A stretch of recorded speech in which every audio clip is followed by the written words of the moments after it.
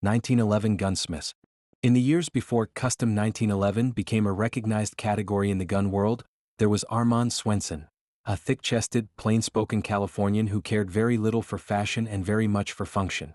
Long before glossy catalogs, CNC frames, and brand-name pistol shops, Swenson was quietly shaping the modern combat pistol with files, stones, and ideas nobody else had yet put together. Swenson was born in 1916 in Oakland, California. He came up in an era when men learned trades by doing them, not by watching videos or attending seminars.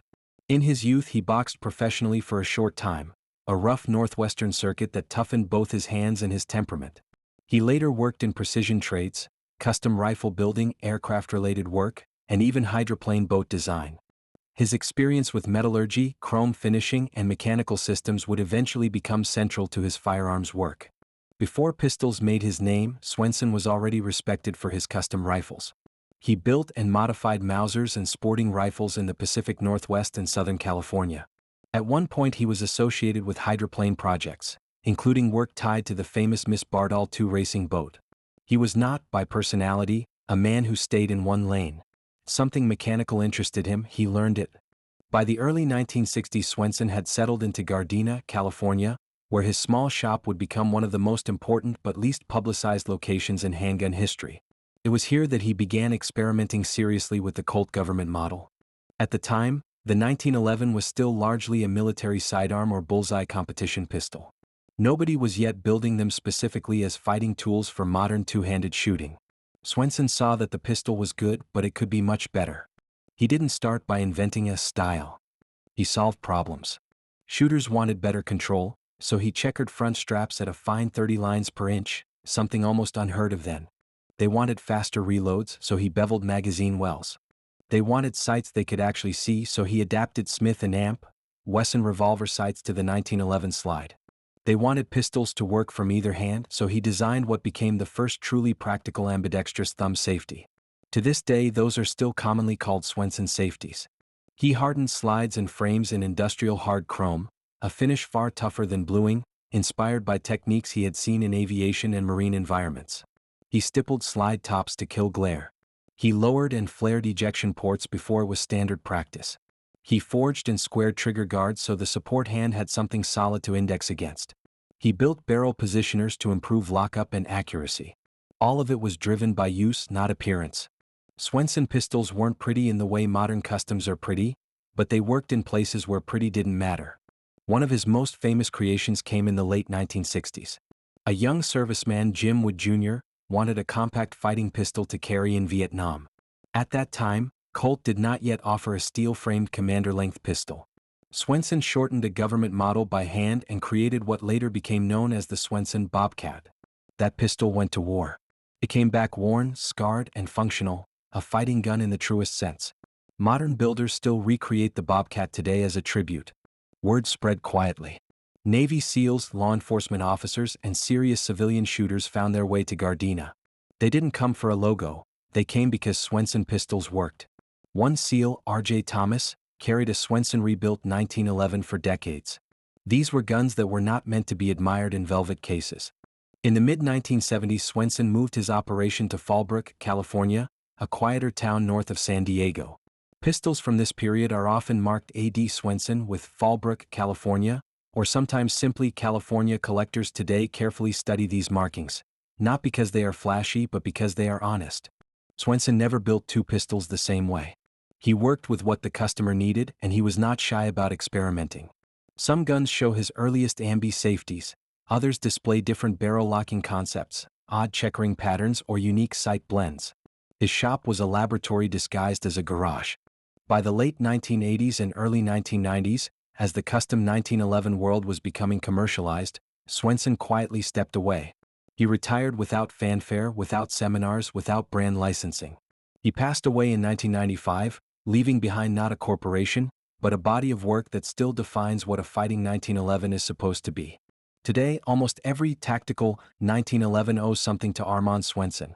Whether it is the ambidextrous safety, the front strap checkering, the squared trigger guard, the lowered ejection port, or simply the idea that a pistol should be built first for survival, not display.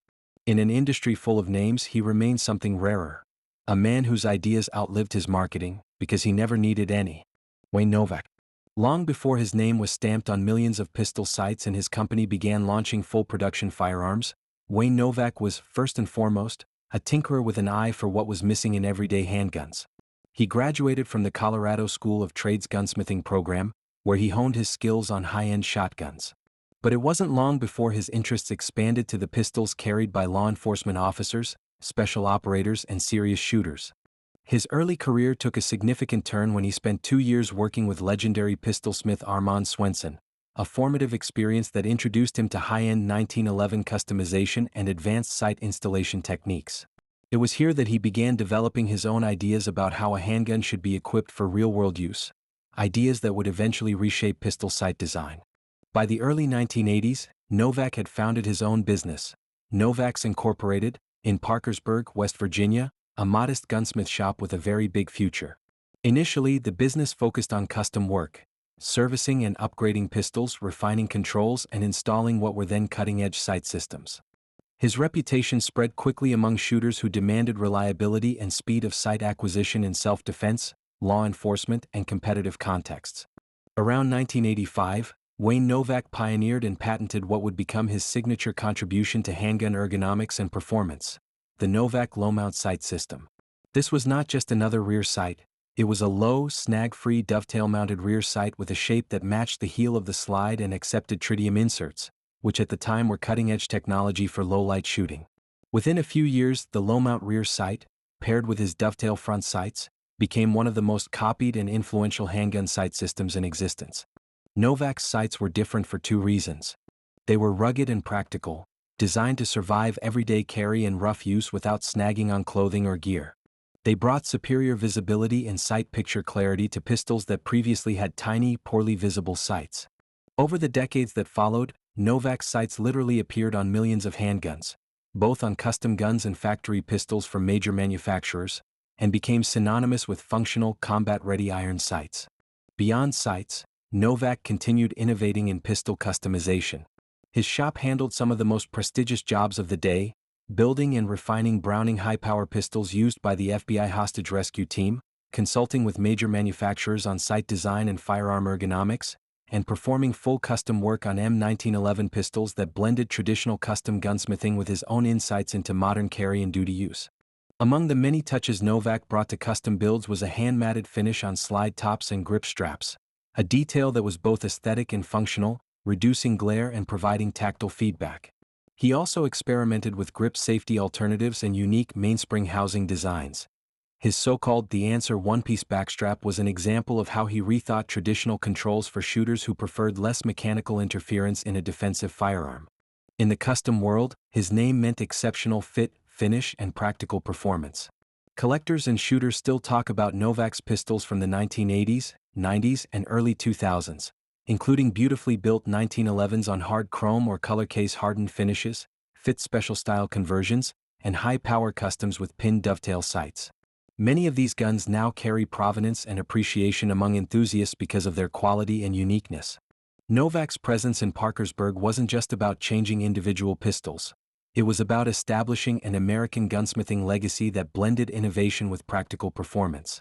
His company evolved from creating sights and custom guns into a recognized brand in the firearms world. In January 2025, the expansion of Novak's Incorporated into a full firearms manufacturing facility in Parkersburg was announced, where the company planned to begin producing its own Novak Signature Series 1911 pistols, complete with patented features and improvements to the classic design.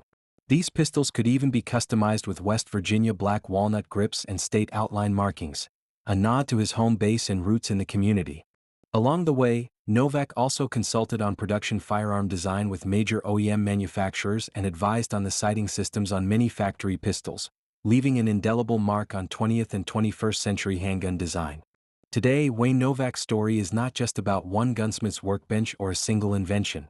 It is about reshaping how shooters see, literally and figuratively, what a good handgun should look like. Whether through millions of low-mount sights on pistols around the world or the custom 1911s and high powers that bear his work, his legacy stands as one of the most influential in modern pistol smithing. Jason Burton.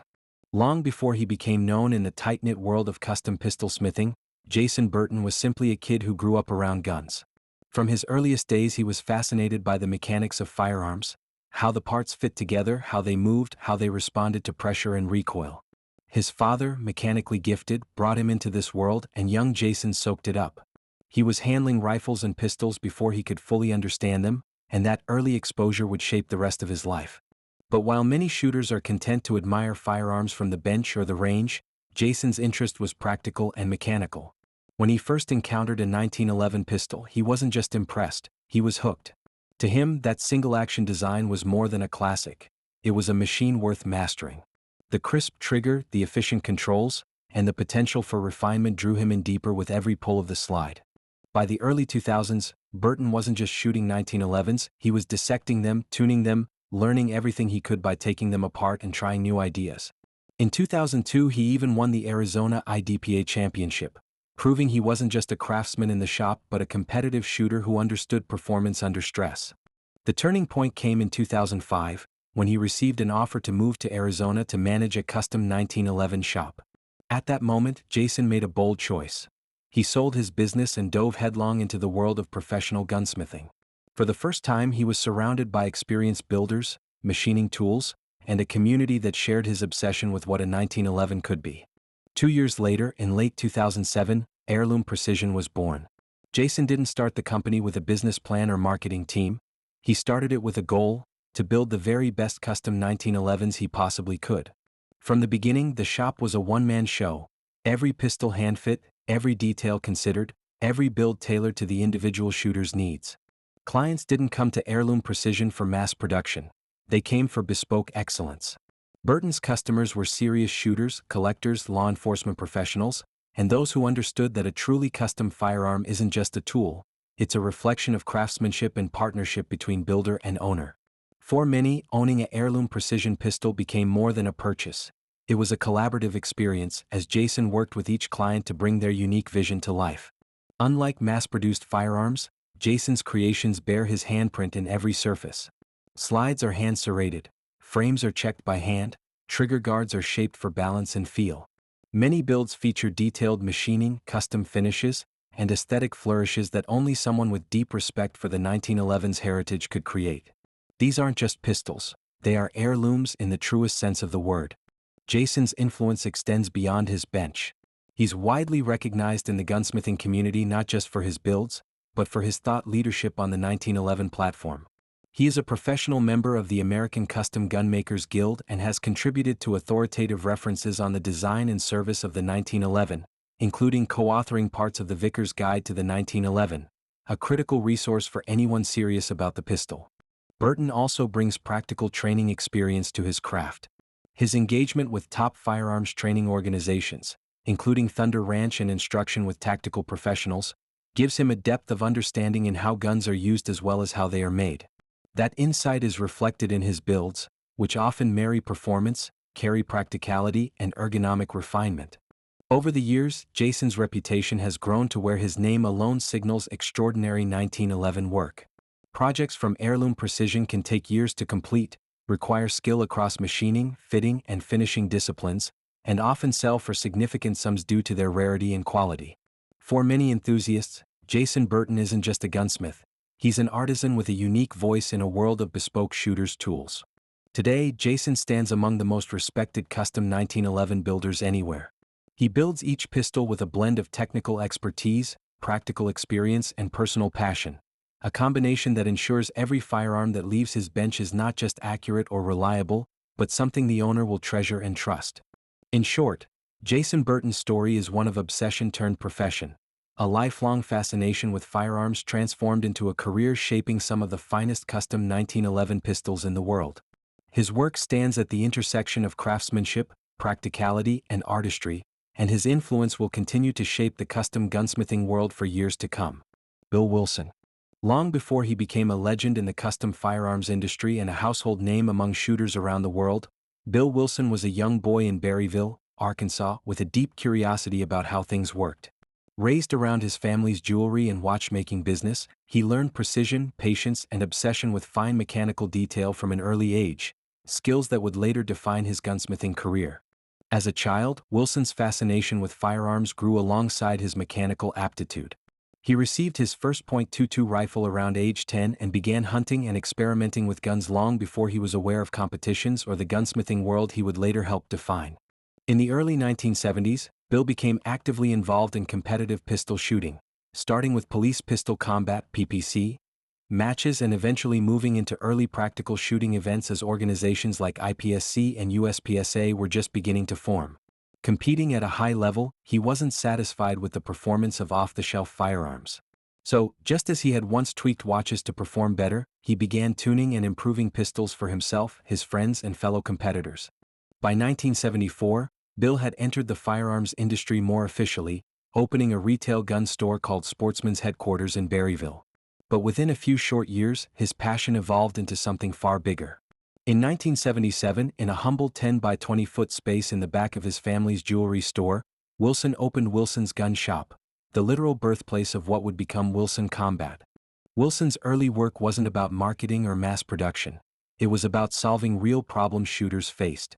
He tuned pistols for accuracy and reliability, often starting with Colt 1911 A1S, Smith & Amp, Wesson revolvers, and other popular platforms of the day. His reputation spread quickly among serious competitors who appreciated his attention to detail, mechanical skill, and deep understanding of what a pistol needed to do under pressure. By the early 1980s, Wilson was no longer just modifying pistols, he was innovating. He and a group of experts including Bill Rogers, Ken Hackathorn, and others tackled one of the most notorious weak points of the 1911 platform at the time: unreliable magazines. Their work led to the creation of the Wilson No. 47 series magazine, a precision-made 1911 magazine that would become the gold standard feeding device in competition, law enforcement, and defensive shooting circles. Under Bill's guidance, Wilson Combat kept expanding its expertise. He developed custom compensators, refined recoil buffers, and championed tuning methods that helped push the .38 Super cartridge into broader competitive use during the 1980s. He brought practical experience from the firing line back into the workshop, continually evolving his designs. As Wilson Combat grew in reputation, it attracted top shooters and craftsmen. World-class competitors like Rob Leatham and trainers such as Ken Hackathorn collaborated with Wilson on several pistol designs. The company also began producing its own parts by the mid-1980s, and by 1996, Wilson Combat was complete vertically integrated, building its custom 1911 pistols entirely in-house. Rather than resting on its laurels, Wilson Combat continued innovating. It branched into defensive carry guns, high-performance AR-15 platform rifles, and tactical shotguns. Key acquisitions such as Scattergun Technologies, Chip McCormick Custom, and Lehigh Defense broadened the company's reach, adding ammunition manufacturing and other advanced products under the Wilson umbrella. Throughout all this, Bill's guiding philosophy remained grounded in what he learned long before he ever built a custom pistol: quality matters and products should be designed to excel in real-world use. His belief was that customers should be able to trust their firearms completely, a standard built not just on performance but on service after the sale. Bill Wilson's influence extends beyond any single gun. He helped push the 1911 platform back into prominence among serious shooters worldwide and set new standards for what custom gunsmithing and performance firearms could be. Even as Wilson Combat grew into a company employing hundreds of people across multiple states, that spirit of craftsmanship, reliability, and shooter-focused design has endured. In recognition of his profound impact on the firearms world, Bill Wilson was honored with the National Rifle Association's Golden Bullseye Pioneer Award, celebrating his decades of innovation, leadership, and influence on how Americans shoot and hunt with modern firearms. Today, Wilson Combat stands as a testament to one man's lifelong passion, from a jewelry shop gunsmith in rural Arkansas to a global leader in custom firearms. Bill Wilson's journey is not just the story of a gunsmith, but of someone who pursued excellence relentlessly, changed how practical shooters approach performance firearms, and built a legacy that continues to shape the industry at large. Kevin Toothman. Long before his name came up in conversations about elite custom 1911s and 2011 pistols, Kevin Toothman was quietly honing his craft in a way that only the most dedicated gunsmiths do, by obsessively learning every facet of what makes a pistol precise, reliable, and tailor-fit to the person who will depend on it. In a world where many builders are proud of average quality, Toothman developed a reputation for exceptional attention to detail, the kind that shows up in every bevel, surface finish, and mechanical interaction of a finely made handgun. Kevin's career is not chronicled in published biographies or sprawling company histories, but in the stories and guns held by the people who own his work. Around the mid-2000s, shooters began whispering his name in the same circles as other elite pistol smiths. Not because of flashy marketing, but because those who shot his guns recognized something special the moment they felt the slide rack, squeezed the trigger, or fired it under the stress of competition. Toothman became closely associated with the U.S. Shooting Academy (USSA) custom shop in Tulsa, Oklahoma, where he served as the full-time custom 1911-2011 gunsmith. There he built pistols that went far beyond factory standards, full fits, contours, and tolerances that only a master smith can execute. Shooters talked about Toothman builds not just as worked-on guns but as signature custom pistols, meticulously hand-fitted from slide to frame, with controls and interfaces that felt intuitively right. What set Toothman apart was his philosophy of craftsmanship. Where many builders might settle for semi-custom tweaks, Toothman would take a pistol apart and improve it from first principles, perfecting the fit of the barrel and slide, blending safeties and beaver tails so they moved as one, and shaping every surface for both tactile comfort and practical function. Owners of his builds often describe them as flawless, guns that feel as good coming out of the holster as they do on the firing line. His reputation grew among serious shooters partly because his pistols don't wear their maker's name on the slide. Many Toothman builds are subtle, a USSA number on the frame, custom cuts and serrations on the slide, and mechanical harmony that only someone who truly understands the platform could deliver. In pistol forums and community conversations, owners will note, "This has a Toothman slide fit," or "Look at those controls," almost like a secret handshake among those who have handled his work. Toothman's clientele tended to be top-end competitors and discerning enthusiasts, shooters who were willing to wait for quality and pay for the kind of performance that counts when every fraction of an inch matters. Customers often remarked that his guns were worth the wait, and even at prices comparable to other elite smiths, his bespoke work was unique in how it combined performance with precision that was tangible in every cycle of the action. Despite his skill and reputation, Kevin was known for avoiding the spotlight. He wasn't chasing brand recognition or product lines. He was a craftsman who cared about each individual build, and that approach endeared him to the shooters who came to trust his judgment. He didn't churn out semi-custom jobs by the dozen. If you wanted a Toothman full custom pistol, you accepted the fact that it would take time and patience to perfect it right. In the firearms community, there is a certain mystique about gunsmiths like Toothman, the ones whose lives aren't documented in magazines or company pages but whose influence quietly shapes the way serious shooters think about the 1911 and 2011 platforms. His work sits in safes around the country, often admired more by feel and performance than by name recognition. Today, Kevin Toothman's legacy isn't defined by awards or glossy catalogs. It's found in the guns that still perform flawlessly after tens of thousands of rounds and in the praise of owners who describe his craftsmanship as something they would never want to let go of. Nighthawk Custom. Long before Nighthawk Custom became a symbol of hand-built excellence in 1911 pistols and other precision firearms, the story began with a small group of gunsmiths who wanted something different. Not just another factory pistol, but something personal, crafted, and refined to the highest level. This journey started in 2004 in Berryville, Arkansas, when four passionate individuals, including Mark Stone, Craig Golson, and Jeff Phillips, left Wilson Combat to focus exclusively on making custom pistols the way they believed they should be built. Their goal was simple but ambitious: build the ultimate iterations of the classic 1911, with craftsmanship that rivaled the best gunsmiths in history.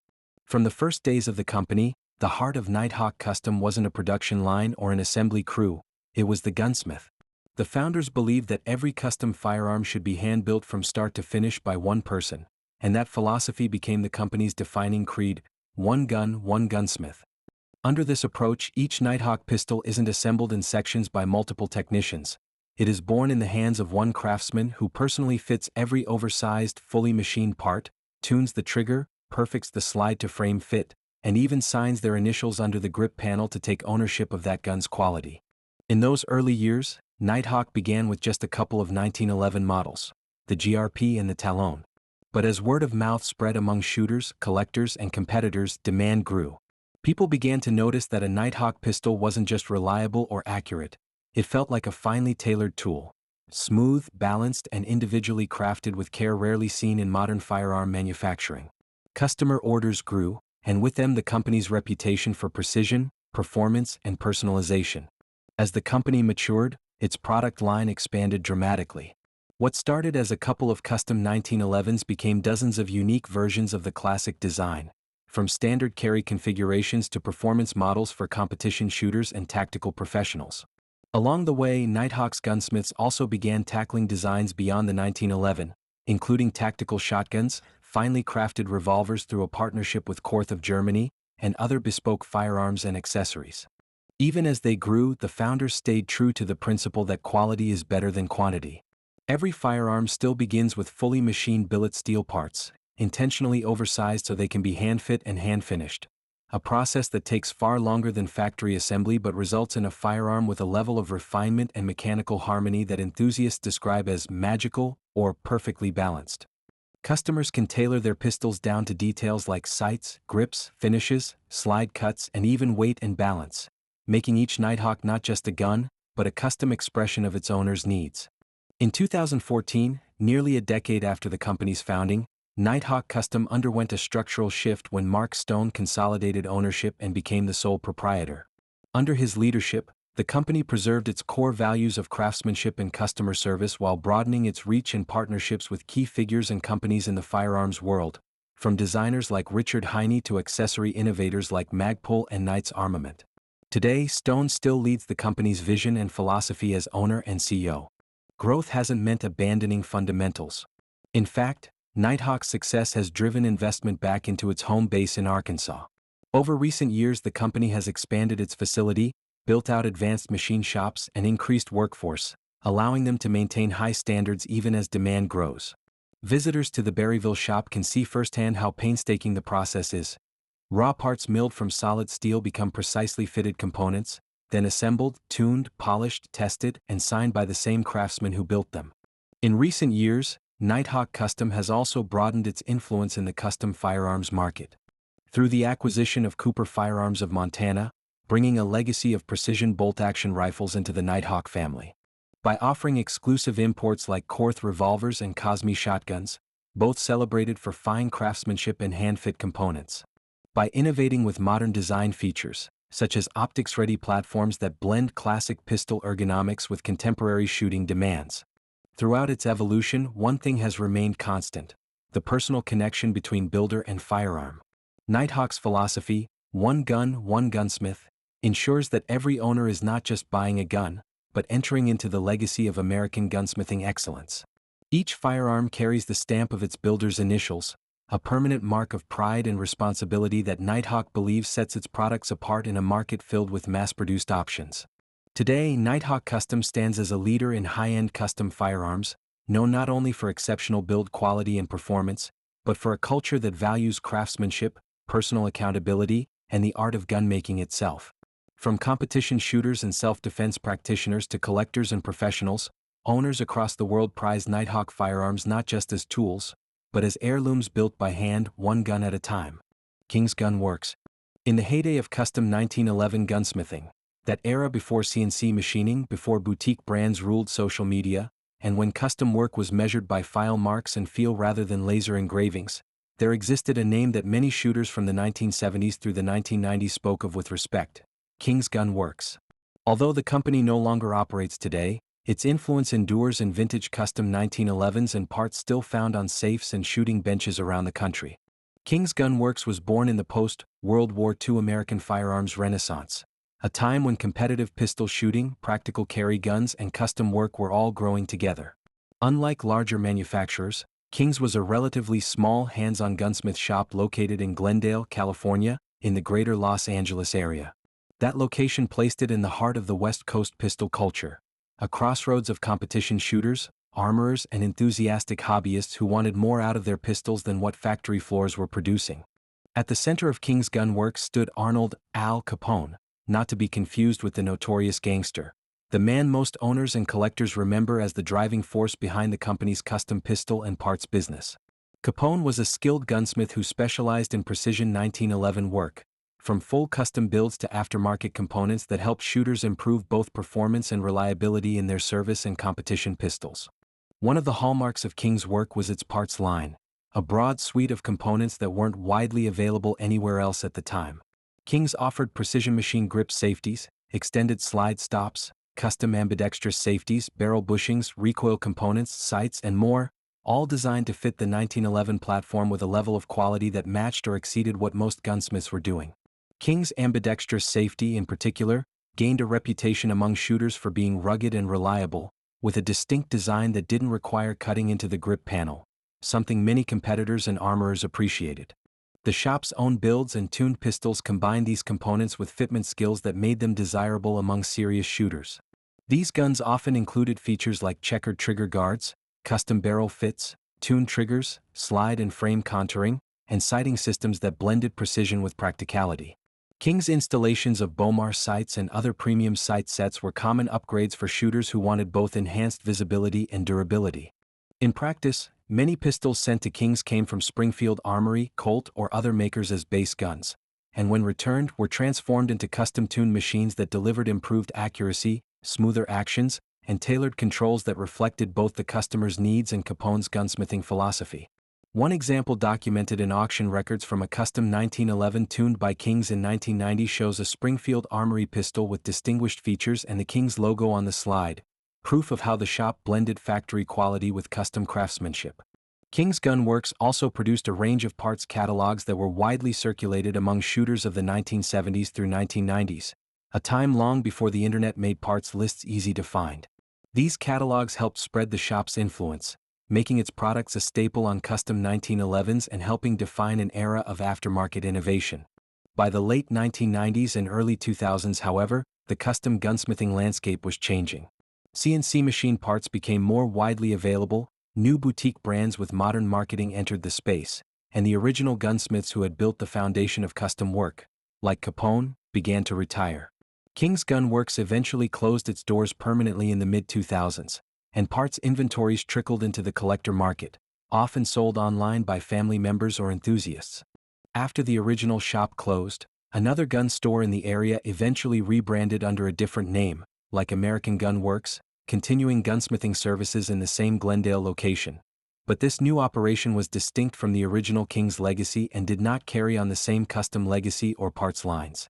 Collectors and shooters today remember King's Gun Works not just for its parts or custom builds, but for the era it represents, a time when custom gunsmithing was done by hand, one pistol at a time, and when the feel of a tuned trigger, a bespoke safety, or a perfectly fitted barrel made all the difference on the range or in competition. Even now, King's parts and tuned pistols from that era are discussed in forums, shown on vintage 1911s, and appreciated by those who seek out classic gunsmith workmanship that helped shape later generations of 1911 customization. In summary, King's Gun Works was a respected custom gunsmith and parts maker based in Glendale, California, led by Arnold Al Capone. It flourished from the 1970s through the 1990s, producing high-quality 1911 parts and custom builds. The shop closed in the mid-2000s, but its legacy survives in vintage pistols and aftermarket parts cherished by collectors and shooters. Cylinder and Amp, Slide. Long before Cylinder and Amp, Slide became a name collectors and custom shooters whispered with respect. It began as the passion project of a man who just loved gunsmithing and wanted to make handguns work better. That man was Bill Loridge, who grew up fascinated with firearms and the mechanics behind them, a common spark in the story of many great gunsmiths. Bill didn't start out with a factory, a brand plan, or a big bankroll. He started in a small town, Fremont, Nebraska, doing what many gunsmiths before the internet did. He earned his reputation by doing good work, one gun at a time. He began working on firearms at local shops and sporting goods stores, fixing whatever came in and learning how every little detail mattered in reliability and performance. In 1978, Loridge took a leap that would define his life's work. He purchased the gunsmithing business he had helped build, focused entirely on handguns, and opened Cylinder and Amp, Slide Incorporated. The name itself captured the essence of classic handgun design, the parts most central to a pistol's function, and from the very first day Bill intended his shop to be more than routine repairs. Early on, Bill promoted his fledgling business the grassroots way that was common in that era. He packed tools and parts into an old Dodge van and traveled to competitive shooting matches, especially IPSC events, where shooters shot hard and knew what they wanted from their pistols. At these matches, Bill repaired and customized race guns right from his shop trailer, earning an increasing reputation among serious competitors. A pivotal moment came when Evan Marshall, writing for American Handgunner magazine, sent word asking if Bill could fix and customize a revolver. Bill did the job and Marshall wrote it up in the magazine. That feature put Cylinder and Amp, Slide on the map. And as Gunsmiths will tell you, nothing spreads a reputation faster than a detailed article showing real custom work and real results. From that point on, Cylinder and Amp, Slide grew steadily, driven by word of mouth and the performance of the guns themselves. Bill and his small team worked on a wide variety of handguns, not just the ubiquitous 1911-style pistols, but also Browning high powers, Smith and Amp, Wesson autos and revolvers, Rugers, Berettas, and just about any quality firearm someone trusted them with. The ethos was the same, hand-built, not mass-produced. One thing that set Cylinder and Amp, Slide apart early and kept them relevant for decades was their parts manufacturing. Bill realized that shooters wanted not just custom guns but quality components, hammers, triggers, sears, disconnectors, ambidextrous safeties, and more, that were better than what most factory guns offered. Many of their billet steel parts, especially for 1911 pistols and Browning high powers, became sought after for reliability and quality. As the shop matured, Cylinder and Amp, Slide didn't just fix guns, it built them. One of the standout examples was their 1911 Trident II model, designed from the ground up with modern materials and attention to performance under stress, including a rugged finish and feature set intended for daily carry even in harsh conditions. These builds showed that C&Rsenal could blend classic custom techniques with contemporary design ideas. Bill also taught others his craft. Cylinder and Amp, Slide offered hands-on pistol smithing classes, where students could learn custom 1911 build techniques from the basics of fitting barrels and slides to polishing internal parts and fine-tuning triggers by hand. These classes were part of Bill's broader belief that the craft of gunsmithing should be shared and passed on, not hoarded. Collectors sometimes point to rare anniversary-style 1911 tribute builds from Cylinder and Amp, Slide as some of the company's most artistic work. These pistols, such as limited runs replicating early 1911s with period-correct finishes and meticulous detail, are considered collectible today and on par with other elite custom work. For more than 4 decades, Cylinder and Amp, Slide operated from its Fremont location, serving shooters, competitors, law enforcement personnel, and firearms enthusiasts who wanted guns that were accurate, reliable, and hand-tuned. Their reputation was built on both custom builds and the quality of parts that still change hands in the aftermarket. In late 2022, after more than 44 years in business, Cylinder and Amp, Slide announced it was ceasing operations as Bill Lorridge retired. Many saw it as the end of an era, the closure of one of the last great old-school pistolsmith shops that built their reputation one gun at a time. Friends, competitors, and customers alike celebrated Bill's long run and the role C&Rsenal played in American handgun culture. Cylinder and Amp, Slide's legacy isn't just the parts with C&Rsenal on them, it's the thousands of custom handguns, the students trained, and the respect earned in a community that values craft over shortcuts. In the world of custom gunsmithing where innovation meets tradition, Cylinder and Amp, Slide is remembered not as a factory, but as a true pistolsmith's workshop, one that shaped the skills and expectations of shooters for a generation. Frank Patchmer. Long before modern custom pistolsmiths and boutique firearms brands filled gun shop walls, there was Frank A. Patchmer, a man whose name would become synonymous with craftsmanship, innovation, and the very idea of what a custom firearm could be. Born in 1906 in Germany, Frank arrived in America as a young child when his family settled in Los Angeles, California. His father, Gus Patchmer, was already working as a gunsmith, and from the very beginning the younger Frank absorbed the rhythms and mechanical language of gunsmithing. By the age of 8, he was already learning to turn barrels and understand how rifles and pistols were built, not simply used. The beginning of a gunsmithing career. By the time he was just 22 years old, in December 1929, Frank struck out on his own and founded Patchmer Gun Works in Los Angeles. Situated at 1220 South Grand Avenue, this shop would become a hub for custom firearms for more than half a century, earning Frank a reputation that stretched across the United States and around the world. In those early years, he wasn't merely fixing guns. Frank combined traditional European craftsmanship with American ingenuity, handcrafting rifles, shotguns, pistols, and accessories that were both beautiful and functional. His work was detailed enough for the walls of fine sporting clubs, yet rugged enough for hunters and competitive shooters who demanded performance under real conditions.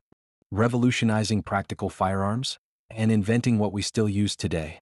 Frank Patchmer was more than a gunsmith, he was an innovator. In an era when many shooters accepted whatever the factory delivered, Frank saw opportunity in improving performance. Among his most lasting contributions were rubber recoil pads, Softer, more effective butt pads for rifles and shotguns that reduced felt recoil and improved follow-up shots. Handgun grips, neoprene and rubber grips that revolutionized control and comfort for pistols and revolvers, and which still bear his name today, Patchmer grips. Practical custom work on the Colt 1911.45 ACP pistol, long before tactical and combat-ready designations were commonplace, essentially helping create the M1911 variants preferred later by competition shooters and practical shooters alike. His innovations were not mere add-ons. They redefined how firearms handled recoil and how shooters interacted with their guns. Many accessories he pioneered, recoil pads, sling swivels, optics mounts, even detachable swivels, became industry standards that other companies copied and adopted. Patchmer Gun Works, a shop like no other. At Patchmer Gun Works, craftsmanship was the norm. The shop blended classical gunsmithing, hand-fitting actions and barrels, matching grain-figured walnut stocks, polishing metal finishes, with Frank's own drive to solve problems shooters actually experienced. Custom rifles were mated to fine stocks and finished to order. Shotguns were patterned and tuned. Pistols were fitted and tuned with adjustable sights and refined ergonomics. Customers ranged from hunters to Hollywood celebrities, from competition shooters to collectors. Stories from those who worked with him and visited his shop describe rows of finely crafted rifles and elegantly finished shotguns, each tailored to the individual specifications and shooting needs, long before such customization became fashionable. Influence on the 1911 and practical pistols. Among firearms historians and collectors, Frank Patchmer is often credited as one of the first to meaningfully improve the U.S. military 1911 pistol into something approaching what would later be recognized as a combat or competition-oriented firearm. His work on adjustable sights, ergonomics, and practical tuning helped inspire the later combat special 1911s of the 1970s and 1980s, guns that would go on to be used in major shooting competitions and collections worldwide. Patchmer's influence even extended into the magazine of shooters who pushed the limits of practical accuracy and ergonomics. His innovations in grips and recoil control helped shooters manage powerful cartridges with greater confidence, a crucial advantage in both hunting and competitive environments. A legacy of craftsmanship and innovation. Frank Patchmer's career spanned more than 50 years. Over that time, he earned accolades and wide respect, sometimes referred to in publications and among shooters as America's Master Gunsmith, a title that reflected not only his craftsmanship but his breadth of influence across the firearms world. His custom rifles, shotguns, and tuned pistols frequently appeared in collector circles and specialized gun publications, admired not just for performance but for their artistry and build quality. Many of his rifles were beautifully engraved and gold inlaid, and Patchmer's name began to carry cachet among serious sport shooters and collectors. When he passed away in 1997 at the age of 90, Frank Patchmer left behind a legacy that outlived his original shop, his custom builds, and even his own lifetime. He was buried in Inglewood, California, but the firearms he crafted and the innovations he created continued to shape the industry. After his death, many of the accessories and designs that bore his name continued under other banners, with companies like Lyman carrying on distribution of grips and recoil pads. The original Patchmer Gun Works building on South Grand Avenue has since been converted into other uses, but the guns made there remain prized artifacts of firearms history. Why Frank Patchmer matters. In the history of American gunsmithing, Frank Patchmer stands at a rare crossroads. He bridged old-world craft and modern performance. He helped pioneer practical improvements that became industry standards. He built a custom shop that was respected by hunters, shooters, and collectors alike. His work on recoil pads and grips is still seen on millions of firearms today. Today, names like Wilson, Novak, and Patchmer each represent a chapter in the evolution of personal firearms, from raw mechanical devices to finely tuned tools of sport, defense, and heritage. Among them, Frank Patchmer's story shines as one of craftsmanship, invention, and a lifelong pursuit of firearms excellence. Bob Chow. Frank Robert Bob Chow was born on November 30, 1907 in Stockton, California, and lived a life deeply rooted in firearms, competition, and craftsmanship. Although better known in shooting circles as Bob, his formal name was Frank Robert Chow, and he was one of the most distinctive figures in mid-20th century American pistol shooting and custom gunsmithing. From a young age, Bob was introduced to marksmanship and firearms. By the age of 12, he was being taught pistol and rifle fundamentals courtesy of NRA instructors, long before formal youth shooting programs became common.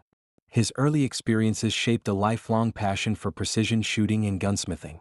from competitive shooter to Olympic marksman. Chow's early devotion to shooting paid off spectacularly. After serving in the U.S. Navy, where he earned the rank of Chief Petty Officer and honed both discipline and skill, Bob became a dominant competitive shooter in pistol disciplines. At a time when Asian American competitors were rare at elite levels, he shattered expectations, becoming a world-class marksman and hanging dozens of world and national records in pistol shooting. The pinnacle of his competitive career came in 1948, when he made the United States Olympic shooting team and competed in the 25mm rapid-fire pistol event at the London Olympics. He was one of the standout members of the post-war U.S. pistol team, a testament to decades of dedication and training, a life built around precision and teaching.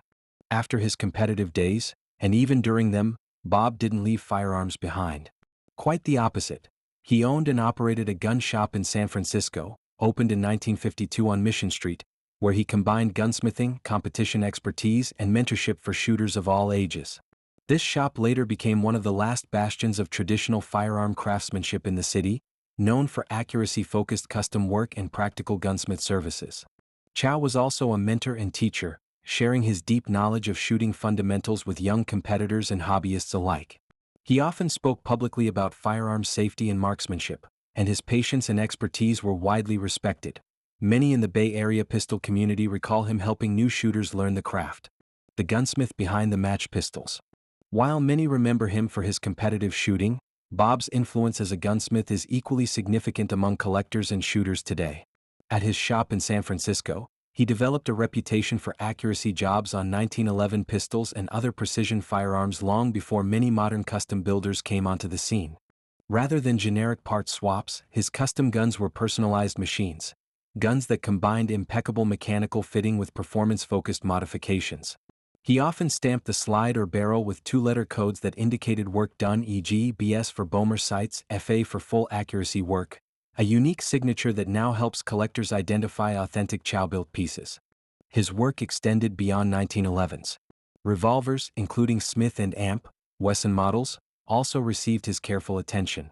Many shooters recount his ability to transform even modest firearms into smooth-action, accurate tools with attention to function and detail that rivaled or exceeded that of his contemporaries. Bob was known for crafting practical yet highly accurate pistols. Guns that could win in bullseye competition, serve in defensive use, or even be carried by law enforcement officers.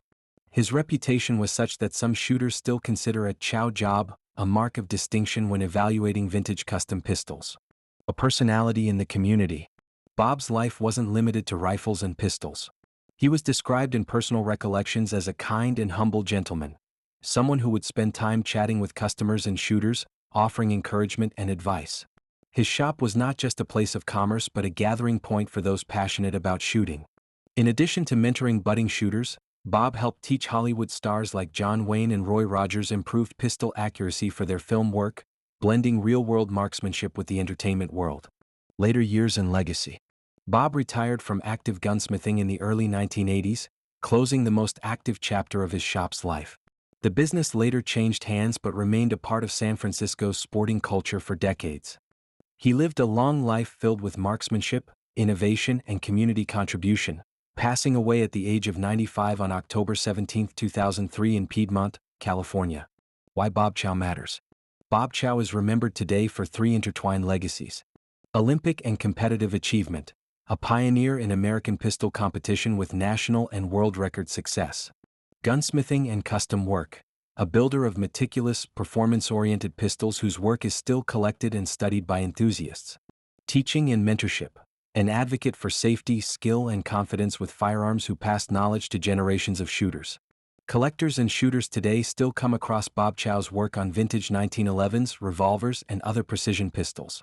Identifying his signatures, whether unique stamping codes or finely fitted components, connects modern enthusiasts with a bygone era when gunsmithing was a deeply personal craft and every custom job was a reflection of the smith's soul and skill. Ludwig Louis Wilhelm Seekamp. Ludwig Wilhelm Seekamp was born in 1901 in Germany, where he trained in the rigorous pre-World War II technical academy system to become a master gunsmith, a level of training that demanded deep understanding of metallurgy, machining, and firearm mechanics. That background stayed with him throughout his life and would later influence some of the most distinctive American compact pistol designs ever made. Seecamp's early adulthood was shaped by the tumult of World War II. He saw combat on the Eastern Front and experienced close-quarters fighting, including being wounded, an encounter that left a lasting mark on his views about firearm design and how defensive pistols should work. After surviving the war, he eventually immigrated to the United States in 1959 via Canada with his family, bringing his gunsmith pedigree to a new world of American firearms manufacturing and design. Soon after arriving in the U.S., Seecamp became a gun designer for the O.F. Mossberg Company, a well-known American firearm manufacturer, where he worked from 1959 until his retirement in 1971. His responsibilities there included engineering design, precision fitting and product development, sharpening his practical experience in modern firearm production and reliability. But retirement from Mossberg didn't mean retirement from firearms. Instead, at about age 72 in 1973, Ludwig and his son Luther Larry Seecamp founded the L.W. Seecamp Company, Inc., a family-run gunsmithing business in Milford, Connecticut. Their first focus was on a bold innovation, a patented double-action DA conversion for the famous Colt M1911.45 pistol. At the time, the debate between single-action and double-action was intense among shooters, and there were virtually no commercially available double-action 1911s anywhere in the world. Seecamp's conversion, which involved precise machining and ingenious internal trigger work, became one of the first commercially available DA.45 semi-automatic designs, with nearly 2,000 conversions completed through the early 1980s. By the late 1970s, Seecamp's gunsmith work had naturally evolved into original firearms of his own design rather than conversions alone. Drawing on his belief in compact, concealable defensive weapons, shaped in part by his wartime experience with a Walther P-38 that saved his life, he turned his attention to very small, practical self-defense pistols. In 1981, this shift culminated in the introduction of the Seecamp LWS-25, a small double-action-only DAO, stainless steel pocket pistol chambered in .25 ACP. At the time, this was a truly novel firearm, the first all-stainless DAO pistol made in the United States, and the first DAO hammer-fired semi-automatic of its kind. Its ultra-compact size and rugged construction made it a favorite among concealed carry advocates, police backup gun carriers, and anyone seeking serious reliability in minimal space. Seecamp didn't stop there. The company soon recognized that many shooters wanted the benefits of a small, concealable pistol but in a slightly more powerful caliber. In 1985, the Seecamp LWS-32 in .32 ACP was introduced. It employed a clever chamber ring delayed blowback system and remained largely unchanged in size and shape from the .25 model while delivering enhanced performance suited to defensive use. The LWS-32 soon became the company's most iconic pistol, with waiting lists that spanned years and secondary market prices that often exceeded $2,000, extraordinary for a compact handgun. Throughout the 1980s and 1990s, Seecamp pistols gained a reputation for their exceptional craftsmanship and reliability. They were typically hand-assembled with meticulous attention to fit and finish, often sold before production was complete because demand was so high. Many shooters today still regard them as among the finest boutique pocket pistols ever made. In 1999, Seecamp expanded the design once more with the LWS-380 model, chambered in .380 ACP. This version maintained the same compact footprint but offered a larger caliber option, giving owners more choices for concealed carry while preserving the brand's legendary fit and finish. Ludwig Seecamp himself passed away in 1989, but the company he built did not end with him. His son Larry continued the business, preserving the high standards of handcrafted manufacturing and the family tradition of quality firearms. In 2014, due to Larry's health, the company was sold and production was moved to Southwick, Massachusetts, under new stewardship that sought to maintain Seecamp's craftsmanship while modernizing manufacturing processes. In recent years, the brand has continued to offer its signature stainless pistols with improved finishing options, including Cerakote and other enhancements. What today's shooters recognize about Seecamp firearms, their compact size, unique DAO systems and meticulous craftsmanship, traces directly back to Ludwig Seecamp's vision, a blend of old-world gunsmith skill and modern defensive firearm practicality. His innovations helped revive interest in small double-action handguns after the 1968 Gun Control Act dramatically reduced the availability of imported pocket autos, essentially creating a new niche in the American self-defense market. Many of Seecamp's design elements, especially the chamber ring delayed blowback and compact recoil systems, became foundational features in other micro handguns built later by larger manufacturers, sometimes after patents expired, showing how far his ideas rippled through the industry. Why Ludwig Seekamp matters. Ludwig Louis Seekamp took a long lifetime of gunsmithing experience, from pre-World War II German training to decades in the U.S. firearm industry, and applied it in novel ways that profoundly influenced how concealed carry pistols are conceived and built. His work bridged traditional craftsmanship and modern concealed carry needs, and the pistols his company created remain coveted by collectors and defensive shooters alike. Les Baer. Les Baer Sr. didn't start life in a big shop with a factory payroll or with a marketing plan. He started with hands-on mechanical skill and a love of precision. In the early 1970s, Baer, already deeply familiar with tight tolerance work from his day job blueprinting engines and machining, began tuning and modifying firearms in the basement of his home in Allentown, Pennsylvania. Shooters who wanted better reliability and accuracy from their pistols quickly noticed the difference his hand-fitting and empirical adjustments made, and word of his work spread fast. By 1976, the demand for his custom 1911 work outgrew that basement space. Baer expanded his operation into a dedicated shop and began turning it into a serious business rather than a passionate sideline. His early custom guns were anything but simple part swaps. Baer emphasized meticulous hand-fitting of barrels, slides, and frames, ensuring tight tolerances that translated on the range into consistent precision and real-world performance. Those early custom pistols, built long before boutique brands were common, earned respect from competitive shooters, law enforcement, and serious handgun enthusiasts. In 1980, Baer took the leap to gunsmithing full-time by establishing Baer Custom Guns. This was his first formal step toward becoming a recognized name in custom firearms. Around that time he also built PPC revolvers, silhouette guns, and other precision pieces, but it was his work on the 1911 pistol that truly captured attention, setting a standard for accuracy and durability long before many larger manufacturers had even envisioned the modern custom market. Baer's reputation grew so strong that in 1989 Springfield Armory, then one of the biggest names in American firearms, invited him to manage its custom shop in Geneseo, Illinois.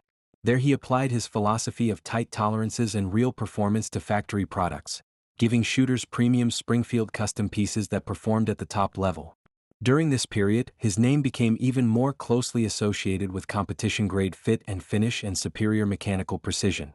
Yet Baer's own vision of what a custom 1911 could be remained his driving force. In 1991, he established Les Baer Custom, a company committed to producing high-performance M1911 pattern pistols with the same gunsmithing soul his early customers had come to trust. The first official Les Baer Custom facility was in Rock Island, Illinois, but by 1994 operations had moved to Hillsdale, Illinois, where his reputation for uncompromising build quality continued to grow.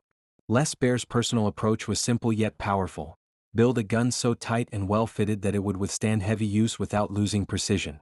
He often talked about shooting and testing his own pistols to ensure that they not only met his exacting standards but remained reliable after tens of thousands of rounds, a philosophy that helped define what shooters expect from a truly precision-built handgun.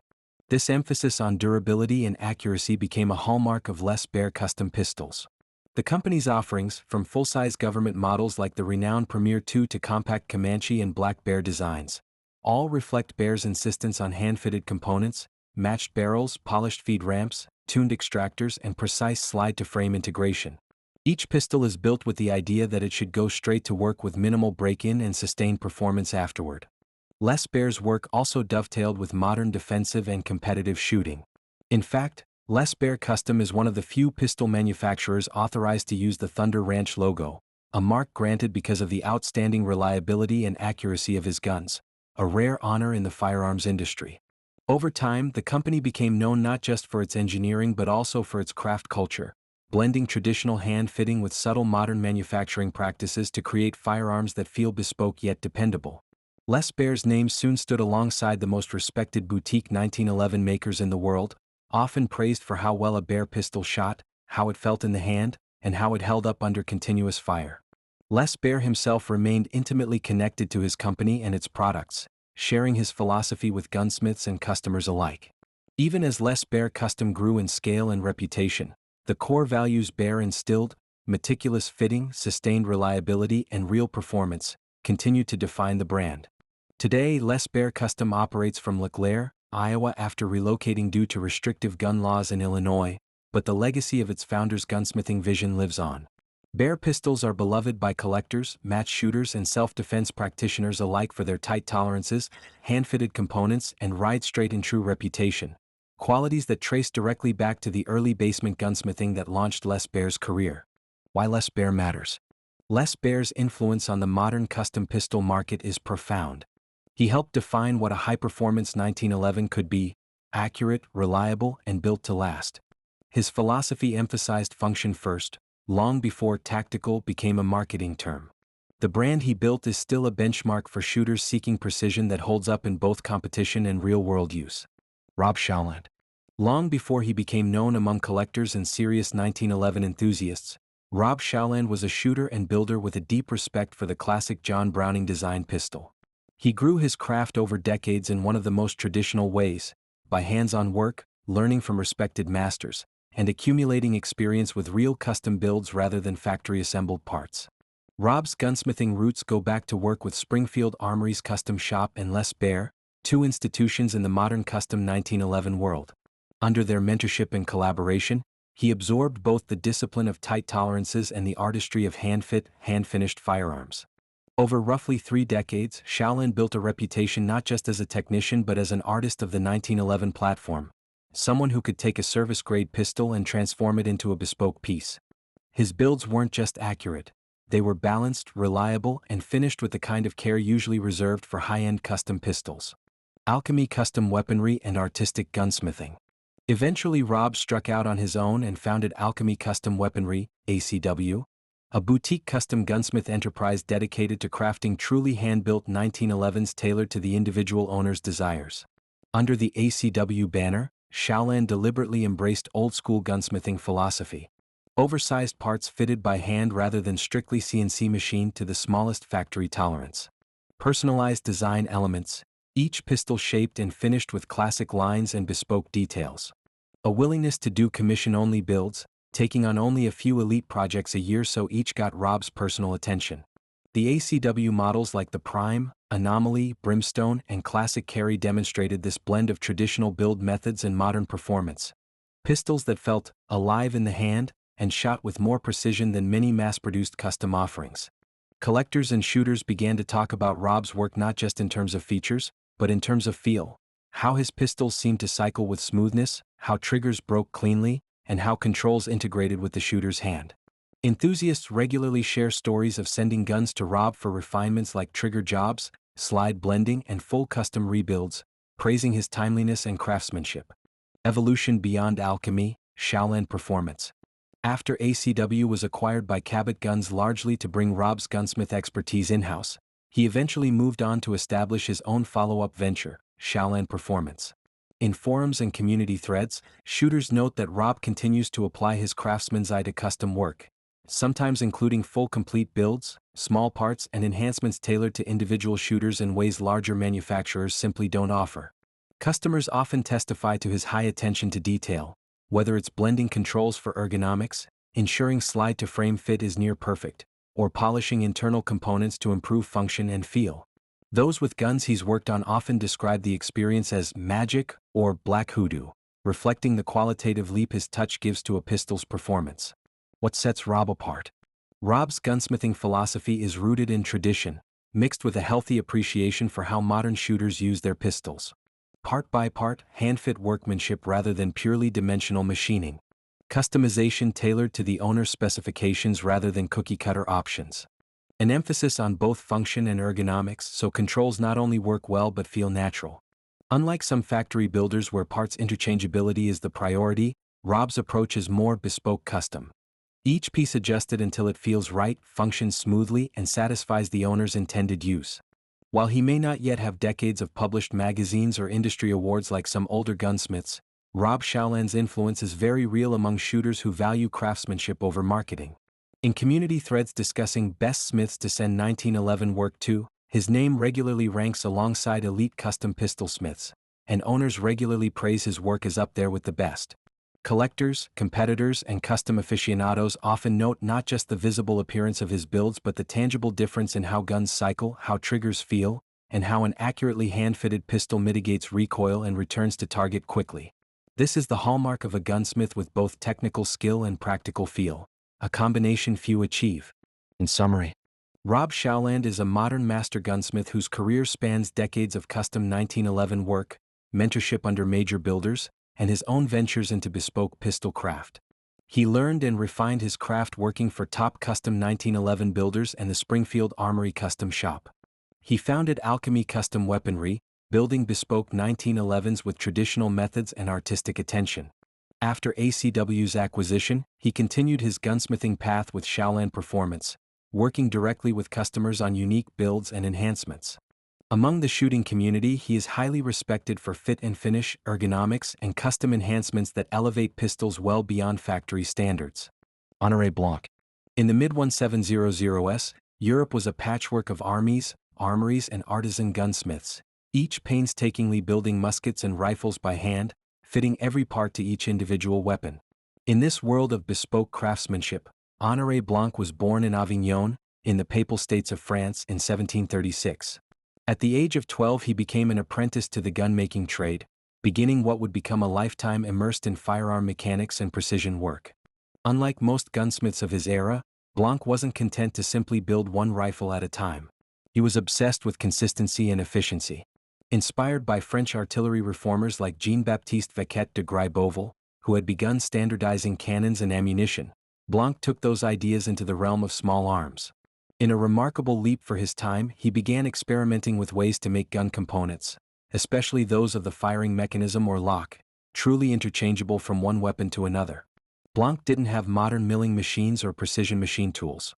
To him, precision meant meticulous handwork guided by gauges, masters, jigs, and repeated comparison. Over years he developed a method by which duplicate parts could be made so consistently that they could be swapped between guns without fitting, a revolutionary concept. In 1785, Blanc arranged one of the most dramatic demonstrations of his career. At the Château de Vincennes near Paris, he gathered a group of officials, military leaders, and technical observers. From piles of gun locks, the complex firing mechanisms used on flintlock muskets, he mixed parts from dozens of different guns, then calmly assembled working locks from the shuffled pieces. At the time, such a demonstration was astonishing. It showed that complex mechanical parts could be made consistently enough to work without custom fitting. Unfortunately, most of Blanc's fellow European gunsmiths didn't share his enthusiasm. Many saw his ideas as a threat to their livelihoods and craftsmanship. Skepticism and resistance among established artisans, combined with the massive social disruption of the French Revolution, prevented Blanc from transforming French arms production on a grand scale. His workshop was damaged and political support collapsed, and even though he persisted, the concept didn't take deep root in France during his lifetime. But Blanc's idea didn't stay confined to France. Thomas Jefferson, then the U.S. Minister to France, was deeply impressed by Blanc's theory and demonstration of interchangeable parts. Jefferson wrote back to American government officials about how interchangeable manufacture could free the young United States from dependence on European arms makers. Although Blanc himself declined Jefferson's personal invitation to come to America, Jefferson carried the concept back with him and championed it. President George Washington approved a contract in 1798 to apply these principles to musket production through American manufacturers. In this way, Blanc's vision helped seed what would become the American system of manufacturing, a production philosophy emphasizing precision, standardization, and interchangeability that would later be adopted in firearms and other industries. Innovators such as Eli Whitney, Simeon North, and Roswell Lee in the United States built upon these ideas to create mass-produced weapons with consistent parts, shaping industrial manufacturing throughout the 19th and 20th centuries. Blanc's own life, however, was constrained by the context of his time. Although he continued making muskets using his methods and produced thousands of guns with interchangeable lock parts before he died in 1801, his revolutionary system of standardized manufacture did not become dominant in France until long after his death. Why Honoré Blanc matters. If you're exploring the history of gunsmithing, Honoré Blanc stands out not for building beautiful rifles or designing new calibers, but for helping change how guns, and ultimately machines of all kinds, are made. He was one of the first gunsmiths to prove that parts could be made truly interchangeable, an idea that underpins modern manufacturing. His work influenced American leaders like Thomas Jefferson and George Washington, who helped bring interchangeable manufacture to the newly independent United States. Although resisted in Europe, his principles became central to the American system of manufacturing, influencing how weapons, tools, engines, and almost every mass-produced product are built today. Blanc's legacy. Honoré Blanc died in 1801, but his idea, that parts should be made as standards, not one-offs, lives on in every modern firearm you handle, every car on the road, and every tool in a machine shop. What began as a gunsmith's experiment with flintlock muskets helped launch an industrial revolution and change the world of gunsmithing forever. John Moses Browning. John Moses Browning was born on January 23, 1855, in Ogden, Utah, into a large Mormon family in the Utah Territory. From a young age, he displayed an extraordinary mechanical aptitude. Growing up on the frontier, Browning had both the curiosity and necessity to tinker with tools, farm implements, and firearms. By his early teens, he was already improving existing gun designs and experimenting with his own mechanisms. Ian.wikipedia.org. Browning's father, Jonathan Browning, was himself a skilled gunsmith and firearm manufacturer. The Browning workshop in Ogden became the first laboratory where John honed his skills, learning not just craftsmanship but also the principles of mechanical design and precision fitting. By his teenage years, he was designing and producing rifles, shotguns, and pistols that rivaled or exceeded the quality of larger makers. AmericanRifleman.org. Early career and innovations. In 1878, Browning patented his first firearm design, the single-shot rifle, but it was his inventive mind that soon propelled him far beyond basic designs. He pioneered lever-action rifles, pump-action shotguns, and semi-automatic rifles, often decades ahead of competitors. His designs were characterized by simplicity, reliability, and mechanical efficiency, which made them both practical for soldiers and hunters and revolutionary for the industry. Ian.wikipedia.org. Browning's early collaboration with Winchester Repeating Arms Company produced several landmark firearms, including Winchester Model 1887 and 1893 lever-action shotguns, which introduced strong yet lightweight designs. The Model 1897 pump-action shotgun, which became a staple in military and civilian service worldwide. His work was transformative. By designing guns that were not only functional but also mass-producible, Browning bridged artisanal craftsmanship with industrial manufacturing principles. AmericanRifleman.org. Patents and firearms that changed the world. Throughout his career, Browning secured over 120 patents, covering handguns, rifles, shotguns, and even machine guns. Some of his most famous creations include M1911 pistol, 1911 to 1925, adopted by the U.S. Army. This .45 caliber semi-automatic pistol is still revered for its reliability, stopping power, and elegant design. Ian.wikipedia.org.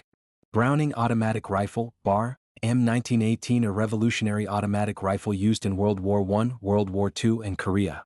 Browning high-power pistol, one of the first high-capacity semi-automatic pistols, used extensively worldwide. Browning Auto 5 shotgun, the first successful semi-automatic shotgun, produced in huge numbers over decades. M2.50 caliber machine gun, developed with the U.S. military, still in use today for its unmatched power and reliability. Browning's genius was his ability to combine mechanical simplicity with effectiveness. His guns were durable, easy to maintain, and mechanically elegant, which is why many remain in service even a century later. MilitaryFactory.com. Browning and global influence. Browning's designs weren't limited to the U.S. He collaborated with European manufacturers including Fabrique Nationale FN, in Belgium, which produced the M1911 high-power and other iconic designs. His work laid the foundation for countless modern firearms used by militaries, law enforcement, and civilian shooters around the globe. FNHerstal.com. Despite his prolific output, Browning remained intensely focused on hands-on design. He personally tested prototypes, adjusted tolerances, and oversaw production standards. His attention to detail ensured that every design was not just innovative on paper, but functionally superior in the field. AmericanRifleman.org. Later life and legacy. John Moses Browning passed away on November 26, 1926, in Liege, Belgium, while working with FN. At the time of his death, he had forever changed the world of firearms, leaving behind designs that would dominate both civilian and military shooting for the 20th century. His son, Val A. Browning, continued his father's legacy, maintaining the family's involvement in firearm innovation and manufacturing. Browning's legacy is unmatched. His designs have shaped nearly every major firearm category in existence. Guns like the M1911 and BAR remain legendary for reliability, durability, and performance. He pioneered hand-fitted designs that could also be mass-produced, bridging artisanal skill and industrial manufacturing, a precursor to modern gunsmithing standards. His innovations continue to inspire gunsmiths, designers, and shooters worldwide. AmericanRifleman.org. John Moses Browning didn't just design guns. He redefined what firearms could be, blending precision, innovation, and durability in ways that continue to set the standard nearly 170 years after his birth. Ed Cameron, the artisanal shooter builder from Arizona. Long before custom 1911s became a common sight in boutique gun catalogs and internet showcase reels, there were gunsmiths whose reputations were made the old-fashioned way, one bespoke pistol at a time. Among those craftsmen is Ed Cameron, a builder whose name circulates quietly but respectfully among serious shooters, competitors, and collectors who know what hand-fitted precision looks and feels like. Ed's work is most closely associated with Cameron's Custom Guns, a custom pistol business based in the Phoenix, Arizona area, a region with a strong competitive shooting scene and a deep appreciation for finely built pistols. Shooters in regional forums describe him as one of the top gunsmiths in Arizona for 1911 and 2011 style pistols, and note that his builds are among those they'd recommend without hesitation. Unlike larger boutique shops with marketing teams and glossy pages, Ed's reputation grew through word of mouth and the performance of his firearms in competition. Enthusiasts talk about his attention to detail, tight tolerances, and smooth triggers, and some shooters have even taken home Open Division 2011 pistols built by him to major matches, machines that run at the top level of the sport with reliability and accuracy shooters demand. His builds aren't anonymous modifications, they're seen as custom creations with personality and performance. Owners and forum posters often comment that Cameron's pistols, whether long-barreled open guns or limited/standard 1911 builds, have a level of finish and mechanical quality that stands with recognized custom makers. Although much of his day-to-day business focused on complete custom guns, it's clear from community sources that Ed's skill spans fitting, finishing, and testing, not just parts replacement. People note that his pistols handle well, feed reliably in competition conditions, and reflect a gunsmith with deep experience in both the mechanics of the 1911 platform and the practical demands of serious shooters. Over the years, Ed's clientele has included competition shooters who trust him to build or tune 2011 open pistols, 1911 enthusiasts seeking pistols with hand-fitted slides, crisp triggers, and durable performance. In discussions among longtime shooters, his work is often referenced alongside other well-regarded independent smiths, a testament to the fact that Ed Cameron occupies a respected place in the community of serious custom gunsmiths. One notable aspect of his professional presence is that at times he has focused more on complete custom guns than taking general gunsmithing work, indicating that his priority has been building bespoke firearms that reflect his own workmanship rather than operating solely as a local repair shop. How shooters describe his work. Collectors and competitors who have handled Cameron's pistols often emphasize attention to detail and finish, the kind of fitting that separates casual modifications from true custom craft. Trigger and control refinement. Shooters frequently highlight how smooth and natural controls feel on Cameron's builds. Practical performance reliability, especially for competition shooters who depend on their guns performing under stress. These characteristics place him in the category of independent custom pistol smiths whose bodies of work are appreciated by a smaller but very knowledgeable segment of the shooting community. Ed Cameron's legacy isn't defined by commercial fame or large-scale production. Instead, it's built on the quality of individual firearms, endorsements from serious shooters, and the continued respect his work commands among pistolsmithing circles. In enthusiast lists of recommended smiths for high-end 1911 work, his name appears among other respected builders, reflecting a quiet but firm place in the custom world. Today his work, especially 1911 and 2011 pistols, remains collectible, prized for hand-fitting and performance.